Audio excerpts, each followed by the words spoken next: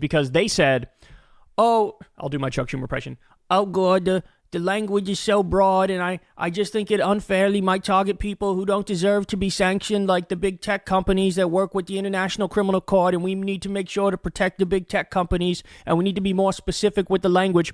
So the Democrats were open to voting in favor of sanctioning the ICC for them doing their job, but they did like a stupid, nitpicking, nuanced trolling criticism about, oh God, the language, it's not strong enough. We need more protections for big tech and innocent people. But if you were to fix that, we'd vote for it. In fact, they say in this article, the Democrats for days were like really struggling with what to do for this vote. Like, it didn't even occur to them, hey, we need to take a big, bold, strong stance in favor of international law, in favor of the Geneva Convention and the Nuremberg Tribunal. We need to let the world know, hey, we weren't bullshitting all those times we talk about highfalutin liberal values and Western values and the justice is blind and the law applies to everybody. That didn't even come up in the conversation. But nevertheless, they ended up banding together. They blocked this. But every Republican, everyone, including Rand Paul, who's supposed to be a lot more non-interventionist and anti-war than other Republicans, every single one voted to sanction the International Criminal Court because they dared to do their job and say, hey, Israel, you've committed war crime after war crime after war crime. So just to refresh your memory, because the media doesn't talk about this nearly enough. Nobody talks about it almost at all. But what are we really talking about here? What's actually going on? Well, you've seen the numbers. These are low ball figures. I should be clear. This is from Euromed Monitor, the human rights group. We've seen numbers as high as 189,000 deaths in Gaza, direct war deaths and indirect war deaths. But according to them, 50,292 killed. 10% of the population in Gaza is either killed, injured, missing, or detained. Including, of the 50,000 that have been killed, 45,000 are civilians. 16,500 are children. 10,488 are women. So 33% of the casualties are children and 21% of the casualties are women. This is what we're talking about. This is the thing that every Republican said, how dare you try to hold these people accountable? Think of every horror story we've gotten out of Gaza.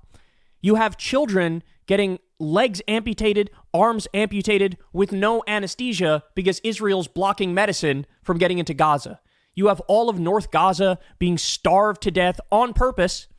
You have concentration camps in Israel where they keep Palestinian hostages and torture them. And in some instances, we literally have it on camera that they got raped to death. You have a big story that came, I believe it was New York Times not that long ago, came out with this big story about there's actually a tremendous amount of evidence of children being shot in the face on purpose, being sniped by IDF criminals, by IDF terrorists, and they have all sorts of pictures, all sorts of evidence of kids being shot in the head on purpose. This is what we're talking about. Don't take my word for it. Go listen to your average Israeli government official. They open their mouth. It sounds like it's directly out of Adolf Hitler's Mein Kampf when they speak. We're looking at a situation like this. The world is looking at a situation like this. And every single Republican said, sanction the ICC. Now, by the way, what did the ICC do? You guys remember this?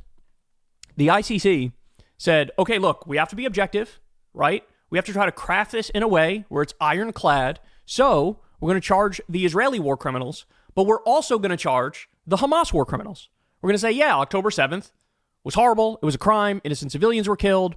We're going to go after the top Hamas officials too, right? So they released that because what they were doing is anticipating like idiots in the U.S. going, oh, you charge Israel, but you didn't charge Hamas? That's anti-Semitic. Hamas are obviously criminals and you didn't charge them. You're biased. They were anticipating that. So they did charge Hamas officials. And then what happens? In the U.S., they just move the goalposts to, oh, you're doing a false equivalence and comparing Israel to Hamas. So understand something. There was literally no way you could have crafted this and constructed this where everybody would have just agreed and said, you know what, that's fair. Again, even though I've never seen, like at this point, the people who come out and are still defending Israel, they are equivalent to Holocaust deniers. That's what they are. Because it's not like they haven't seen the countless amount of evidence that's piled as high as Mount Everest. People know. People knew from the first week when Israel came out and said, we're going to do a total siege of all of Gaza. Wait, what? You're going to cut off all food, fuel, water, and electricity, even though there's only 30 or 40,000 Hamas members and there are 2.3 million people in Gaza. You're going to do that. You are basically admitting to the world, we are war criminals. We don't care about international law. And here we are in this moment, early on in the Trump term, and every single Republican bands together to say, yay, war crimes! Yay, killing children and women and innocent civilians on purpose. Hooray! And the Democrats voted the right way, but the only reason they voted the right way is because they were like, oh, God, the language is too broad. You need to make it more specific. We don't want anybody to get sanctioned by this who doesn't deserve it, like the U.S. tech companies. Oh, God. Like, really? This is where we're at? And again, this goes to show you the Republicans have shifted literally off the spectrum. They are no longer just a political movement. They are a cult that has mass psychosis, right? The whole point is the vengeance and the revenge and the hatred. Like, that's what they are. And the Democrats are just woefully unprepared for this moment. Because even though they voted the right way, their reasoning was, just incredible. You want to talk about something you could clobber Republicans over the head. You could do it right now. You could go out there and say, there's no version of this bill that we're voting for because we believe in international law. We believe in the Geneva Conventions and the Nuremberg Tribunal. We believe that justice should be blind. Everybody should be treated equally before the law. And no, we're not going to give Israel a pass because they're our allies. Like, what's the number? Like, if Israel already killed, let's say, 2 million of the 2.3 million Palestinians, would we still be having this conversation the way we're having this conversation and pretending like it's egregious that you would try to actually uphold the law? Preposterous, man. Absolutely preposterous. But this is where we're at in this country. This is what everybody needs to understand. This is where we're at. Every single Republican, every one, voted to destroy the system of international law. Imagine another country did what we did, right? Pass through their own legislature some condemnation or sanctioning of the International Criminal Court because the International Criminal Court did their job, right? If one of our enemies did it, that would be, forget evidence, that would be proof that this is a rogue nation that is not willing to abide by the same laws and rules as everybody else. And maybe, hey, we should do regime change because look how unhinged they are. Well, when we do it, it's called another day that ends in Y. But, our tricks are no longer going to work. How, when it's convenient, we talk about, international law and this person's violating the law. Like, we do this all, even with Putin. When they talk about Putin and what he's doing in Ukraine, the language is all moralizing and it's all about the law. And they're correct to say that, but you can't say shit when you're at the same time arming and funding an ethnic cleansing and a genocide, and it's obvious to everybody in the world, including you, but you're just lying about it. You lose all moral authority. All moral authority. And so here we are. At the same time, Trump is like pulling out of the World Health Organization, right? Pulling out of the Paris Climate Agreement, every international treaty that we've set up.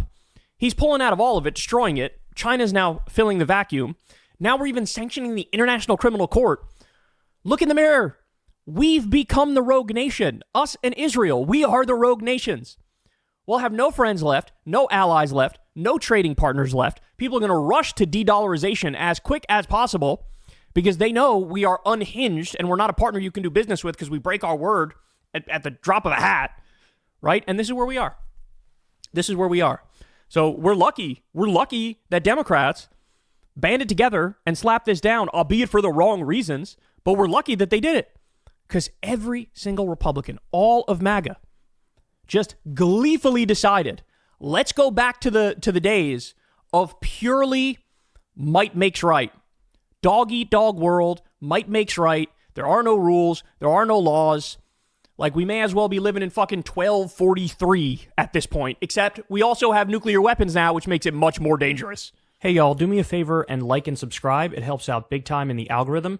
Click the bell as well for notifications when videos drop, and watch that video on screen right now. You know you want to.